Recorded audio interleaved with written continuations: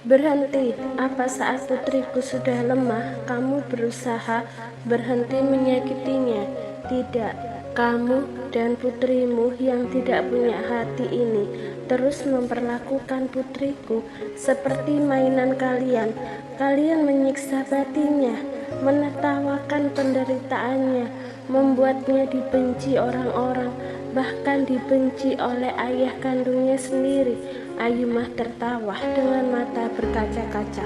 Mungkin Savana akan memaafkan kalian, tapi aku sebagai ibu yang melahirkannya, aku tidak rela putriku disakiti siapapun. Jangan bicara kata maaf di depanku. Aku akan memaafkan kalian setelah kalian merasakan penderitaan yang putriku alami. Siah menjerit lagi saat Ayumah memperkuat injakannya. Ayumah memejamkan mata dengan setetes air mata mengalir dari sudut mata. Ayumah meresapi teriakan demi teriakan Siah, seperti meresapi teriakan kesakitan Savana. Berhenti Ayumah, berhenti, sakiti aku, jangan putriku. Margaretha menangis dan merontah-rontah. Ayumah membuka mata dan menatap tepat mata Margaretha. Seandainya saat itu aku bisa, aku juga ingin menggantikan posisi Savana yang disiksa oleh ayah kandungnya sendiri. Aku juga ingin memeluknya dan membiarkan punggungku yang menerima tendangan Abian setiap saat. Setiap mengingat jeritan Savana, aku selalu ingin mengulang waktu dan melindungi Savana dari orang-orang jahat seperti kamu dan Abian. Tapi aku gagal. Aku gagal menjadi ibu yang baik untuk putriku. Kalau begitu, siksa Abian. Kenapa kamu menyiksaku dan putriku? Kamu tidak berani menyakiti Abian, kan? Lemah kamu Ayumah. Lawan sana Abian. Bertahun-tahun Savana menderita karena ulah kamu Margaretha.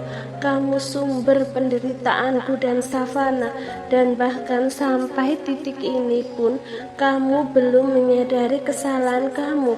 Demi keserakahan kamu, kamu mengkhianatiku, mencoba membunuhku, merebut hartaku, merebut suamiku, dan yang paling menyakitkan, kamu memisahkanku dengan putriku. Bahkan orang tuaku pun meninggal gara-gara depresi setelah kepergianku. Kamu penyebabnya Margaretha, kamu penyebab. Dan soal Abian, kamu tidak perlu mengurusi apa yang akan aku lakukan padanya. Urusi saja bagaimana nasib putrinya. Aku ingin kamu menangis darah melihat putri kamu disiksa. Aku minta maaf Ayumah, aku minta maaf. Tolong berhenti, jangan sakiti putriku, sudah cukup. Ini baru bagian kecil penderitaan Savana. Ini baru 1 hari penyiksaan. Bagaimana dengan Savana yang tersiksa selama 25 tahun? Aku akan meminta maaf langsung pada Savana, tapi berhenti menyakiti putriku. Kasihan Zia, kamu juga seorang ibu. Apa kamu tega melihat putri orang lain menderita seperti itu Ayumah? Aku tahu kamu orang baik. Aku sudah mengenal kamu dari kecil. Kamu bahkan tidak tega menyakiti semut. Tapi bagaimana bisa kamu setega ini pada putriku? Kamu menghancurkanku sampai aku benar-benar hancur. Hatiku sudah mati rasa. Tidak ada rasa kasih yang di hatiku sekarang. Bahkan aku sanggup membunuh kamu dan putrimu sekarang juga, Margaretha. Jangan, aku mohon, bunuh aku. Jangan putriku, bunuh aku saja Ayumah, bunuh aku. Melihat Margaretha membela Zia membuat hati Ayumah semakin sakit. Saat ini, meskipun Zia disiksa habis-habisan, Zia tahu ada seseorang yang mendukungnya. Tapi saat Savana disiksa Abian, Savana sama sekali tidak memiliki seseorang pun untuk melindungi dan mendukungnya. Savana tidak tahu kepada siapa harus meminta tolong. Dalam kesakitan dan ketidakberdayaan, Savana hanya bisa pasrah dan memanggil-manggil nama ibu dan ayah. Dengan harapan kecil, tiba-tiba mereka muncul. "Tante sakit, tolong berhenti." Ayumah mengalihkan perhatian pada Zia. "Sakit? Nikmatilah, seperti inilah yang putri saya rasakan selama ini. Bahkan rasa sakit yang kamu alami belum sebanding dengan rasa sakit yang Savana alami. Saya minta maaf tante." Ayumah masih belum ada tanda-tanda ingin melepaskan Zia. Sakit hati Ayumah masih belum terobati. Ayumah ingin mendengar Zia berteriak lebih kencang lagi. "Berhenti Ayumah, berhenti!" teriak Margareta. "Semakin kamu menyuruhku berhenti, aku akan semakin keras menyiksa putrimu, Margareta. Berhenti Ayumah, sialan. Kalau kamu membunuh Zia, aku juga akan membunuh Savana dengan tanganku sendiri." Ayumah tertawa. "Kamu menantangku? Baik, aku akan benar-benar membunuh putrimu, dan aku pastikan kamu tidak akan bisa menyentuh Savana." Ayumah melepas injakan pada lengan Zia, lalu berlari kecil dan mengambil batu besar di dekat pohon. "Jangan lakukan itu, Ayumah. Aku mohon, Ayumah, jangan. Tante, jangan. Tante, ampun." Zia menyilangkan tangan saat Ayumah ingin melemparkan batu besar itu ke kepalanya. Zia sudah pasrah saja jika hari ini adalah hari terakhirnya menghirup udara segar. Pasrah, Zia benar-benar pasrah. Namun setelah cukup lama menutup mata, Zia tidak merasakan apapun. Perlahan Zia pun memberanikan diri membuka mata, dan betapa terkejutnya dia melihat Matthew menahan pergelangan tangan Ayumah. "Jangan lakukan ini." Matthew mengambil batu di tangan Ayumah dan melempar jauh. Ayumah menoleh dengan mata memicing pada Matthew. "Jangan kotori tangan kamu. Aku tidak peduli. Aku tidak peduli jika aku menjadi pembunuh ataupun aku dipenjara, asalkan aku bisa membalaskan sakit hatiku dan putriku pada mereka. Kemarilah." Matthew menarik tangan Ayumah agak menjauh dari Zia dan Margareta. "Aku mengerti kemarahan kamu, tapi gimana cara kamu menjelaskan pada Savana jika Savana tahu ibu yang dia tunggu-tunggu, kedatangannya yang selama ini dalam bayangannya sosok lembut dan penyayang, ternyata adalah seorang pembunuh? Savana pasti kecewa. Meskipun kamu melakukan itu untuk balas, kamu tetap menjadi seorang pembunuh. Seumur hidup kamu akan dihantui dengan kata-kata pembunuh. Percayalah, hidup kamu tidak akan tenang." Matthew memegang lengan Ayumah dan meremas pelan. "Tenangkan pikiran kamu." Ayumah mengusap wajah dengan kasar, lalu memejamkan mata, menarik nafas dan mengeluarkan perlahan. Sebenarnya Ayumah tidak ada niat ingin membunuh Zia dan Margareta, namun mengingat betapa jahatnya Margareta dan Zia membuat Ayumah hampir hilang kendali. Bahkan sampai detik ini pun mereka masih belum menyadari kesalahan mereka.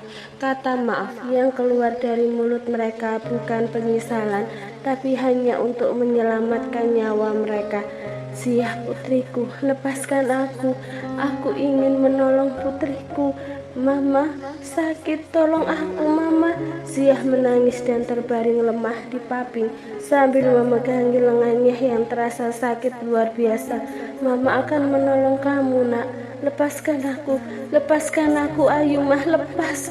Margareta terus memberontak dari cengkraman dua bodyguard yang mencengkram kuat lengannya.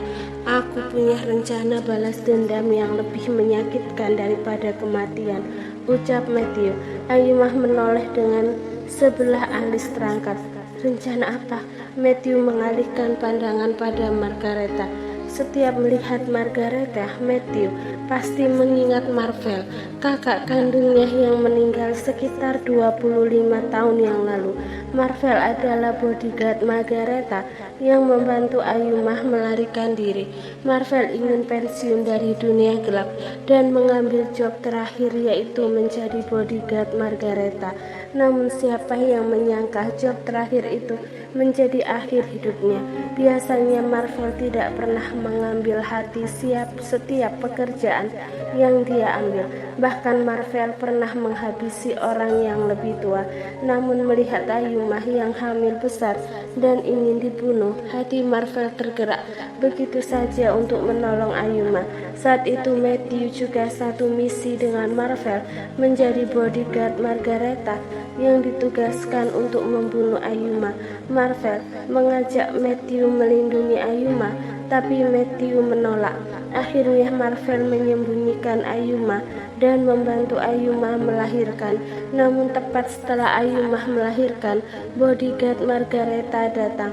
Marvel menyuruh Ayumah pergi, sedangkan Marvel menghadang bodyguard Margareta yang tak lain adalah teman Marvel sendiri.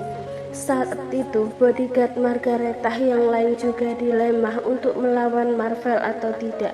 Namun, karena ada hasutan salah satu bodyguard yang membenci Marvel, mereka pun akhirnya membunuh Marvel. Matthew sedih melihat kakaknya mati di depannya. Namun Matthew juga tidak bisa melakukan apapun karena saat itu posisi Matthew masih bodyguard, belum menjadi ketua seperti sekarang. Matthew juga mencari Ayumah. Matthew juga sudah menemukan Ayumah sejak lama dan melindungi dalam diam.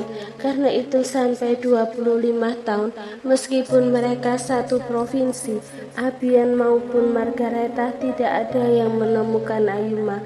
Matthew tidak ingin pengorbanan Marvel sia-sia jika Ayumah tertangkap. Matthew terus memperhatikan Ayumah dari jauh dan menunggu waktu yang tepat untuk menemuinya saat ingatan Ayumah sudah kembali. Lalu saat Ayumah berada di rumah sakit Healthy, Matthew menghampirinya dan mengatakan semuanya tentang Marvel. Ayumah memaafkan, tapi dengan syarat Matthew berada di pihaknya. Matthew menolong Ayumah demi Marvel. Pun uang 2M bayaran Ayumah itu kebohongan. Sini. Dengan gerakan tangan Matthew memanggil salah satu bodyguard mendekat, membisiki sesuatu, lalu dibalas anggukan kepala oleh bodyguardnya. Kamu ingin membawa Margareta kemana? Aku belum puas memberinya pelajaran. Ayumah protes tak terima. Besok kamu akan melihatnya dan kamu pasti akan puas. Margareta menangis terseduh-seduh. Lalu tiba-tiba dua bodyguard yang mencengkeram lengannya memaksanya berdiri tegak dan menyeretnya masuk ke dalam mobil. Kalian mau membawaku kemana? Lepaskan aku. Sialan kamu Ayumah. Lihat saja, aku akan membalasmu berkali lipat. Aku akan membuatmu lebih menderita lagi. Aku tidak akan mati sebelum membalasmu. Itu sumpahku Ayumah. Teriakan Margareta tak terdengar lagi saat mobil sudah mulai melaju keluar dari halaman. Mama! Sia hanya bisa menangis dengan pandangan tak lepas menatap kepergian mobil yang membawa mamanya. Sia sama sekali tidak menyangka hidupnya akan jadi seperti ini. Hidupnya sudah benar-benar hancur. Sia merasa tidak sanggup lagi. Sia ingin mati saja. Tante, Sia mengalihkan pandangan pada Ayumah. Bunuh aku saja daripada aku menderita. Lebih baik aku mati, Tante. Ayumah tertawa. Mati? Tentu saja kamu akan mati, Sia. Tapi tidak sekarang. Kamu harus merasakan semua penderitaan yang putri saya alami. Baru setelah itu kamu boleh mati. Sekarang lakukan apa saja yang kamu inginkan. Tapi saya pastikan hidup kamu tidak akan tenang. Ayumah merogoh ponselnya di dalam saku dan mengirim pesan pada Abian dan Dario bersamaan. Ayumah mendapatkan nomor mereka dari Victor. Setelah menunggu cukup lama, 3 mobil masuk ke halaman rumah. Itu mobil Abian dan Dario dan Arsen Vincent. Ayumah, Abian segera turun dari mobil dan menghampiri Ayumah. Betapa senangnya hati Abian bisa bertemu istrinya lagi. Tante Ayumah, Dario juga turun dari mobil disusul Vincent yang mendorong kursi roda Arsen memperhatikan dari kejauhan. berhenti di sana, ucap Ayuma yang langsung membuat Abian dan Dario berhenti sekitar 10 langkah darinya. Ayuma, aku senang sekali bisa bertemu kamu. Aku juga ingin bertemu putriku, ucap Abian penuh haru. Tante, di mana Savana? Aku ingin bertemu istriku, ucap Dario. Aku menyuruh kalian datang ke sini bukan untuk bertemu dengan Savana, tapi untuk bertemu perempuan itu. Tanpa mengalihkan pandangan dari Abian dan Dario, Ayumah menunjuk ke sisi samping tempat Zia terbaring lemah di paping. Papa, Mas Dario, diri Zia lemah. Sejak tadi Zia berusaha memanggil mereka, tapi fokus Abian dan Dario hanya pada Ayuma. Secara bersamaan Abian, Dario, Vincent, dan Arsen mengikuti arah jari telunjuk Ayuma, dan betapa terkejutnya mereka melihat Zia tergeletak lemah dengan pandangan mata redup menatap ke arah mereka. Selama ini kalian selalu memprioritaskan perempuan ini kan? Perempuan yang sangat kalian cintai melebihi apapun, perempuan yang kalian puja-puja sampai menuruti apapun keinginannya, perempuan yang selalu kalian lindungi dengan segenap hati kalian, perempuan yang selalu kalian nomor satukan di atas apapun. Bahkan untuk membuatnya bahagia, kalian rela menyakiti perempuan lain yang tak lain adalah Savana. Aku memanggil kalian untuk mengurus perempuan yang sangat kalian cintai ini, bukan untuk bertemu Savana. Papa, tolong aku, sakit. Mas Dario, tolong aku. Zia menangis sambil terus memohon pertolongan.